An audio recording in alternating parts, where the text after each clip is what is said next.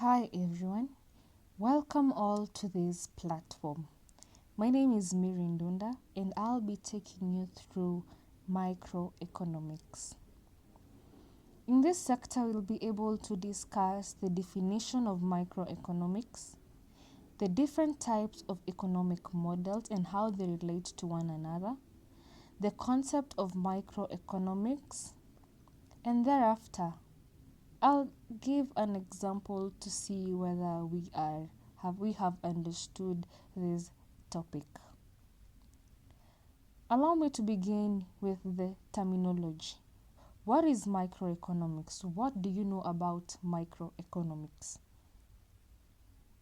In the economic term, we can say that microeconomics is the use of the economic models, e.g. the household, the farms, in order to determine the economy of a certain country or a certain region. In the microeconomics, we have the different models now, the farms and the households, and there are two more, the product market and government expenditure. We also have imports and exports, the taxes, and all these relate in one another for a sustainable economy. How do they relate with one another? We have two types of economic markets. We have the closed economic market and we have an open economic market. In a closed economic market, we have three economic models relating in a cyclic motion. We have the household, we have the farms, and we have the product market. The household refers to the employees. The product market are the people who are being supplied goods and services by the farms. They include the retailers, the wholesalers, and the small businesses that are roaming. Allow me to explain briefly how the economic models work. In a closed market, we have the household, the farms, and the product market.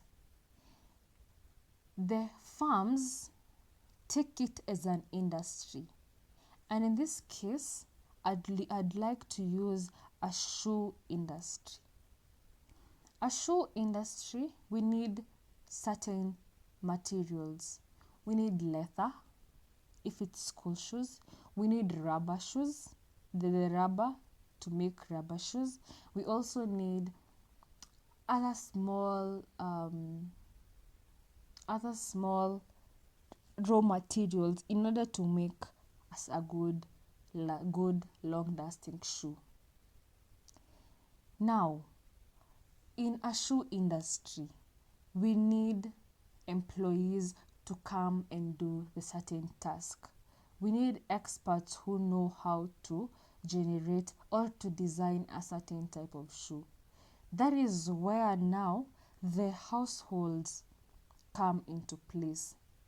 The households provide their knowledge to the resource market, or rather the farms, where they use their skills and their capabilities and their potential in order to generate and design a certain shoe. What do they get in return? Wages. They get payment from the farms either through salary or through a pay slip or through a check. It is mutual. As we proceed, the farms, the ready-made shoe is now ready to be supplied to the market.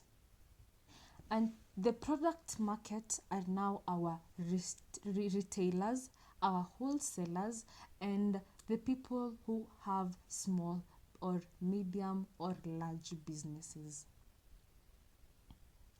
The ready-made shoe is now supplied to the retailers and the wholesalers, name them. So in return, what do the farms get? They are able to get their revenue from the product market. It is still mutual. And this is how it rotates. After the product market, they now go back to the household, who are still the consumers. I want you to understand that the household are also the employees, the people who are consuming, the people who are able to still get employed to the farms in order to bring out the design and the new technique of how to create a certain commodity. It is a cyclic motion from the household to the farms to the product market. Now, this leads me to, before I continue to that, allow me to discuss the open market. The open market is where we also include the government expenditure, the exports, and the taxes. And also, we are able to include the savings function, because it is through investing that you are able to get some savings. It is through savings we are able to get the investment. Because when we save a certain amount of money, assuming you have gotten your salary or you have gotten your pocket money as a student, and you want to save 10,000 or maybe 1,000 pocket money that you're given, you decide to take 200 shillings out of the 1,000 for your savings. This will, however, not be enough, and therefore it is a small amount of money, but the 200 will be there in the years to come or in the months to come. Therefore, the 200 shillings will have increased by maybe a certain percent or a certain amount. That is what it entailed in a closed market system. We have the government expenditures, we have the taxes, and we have the imports and the exports. This takes me to now the supply and the demand approach. In layman's language, how can we define supply? Supply is the production the production of certain goods to the consumers, the selling of certain goods and services to the consumers. In the economic term, we can say that supply is the relationship between the price of a good and the quantity available. This will take us to the law of supply that states that the price of a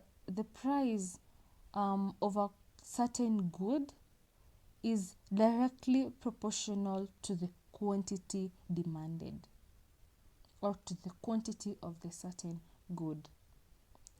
This clearly explains why the graph of a supply curve is always an upward sloping.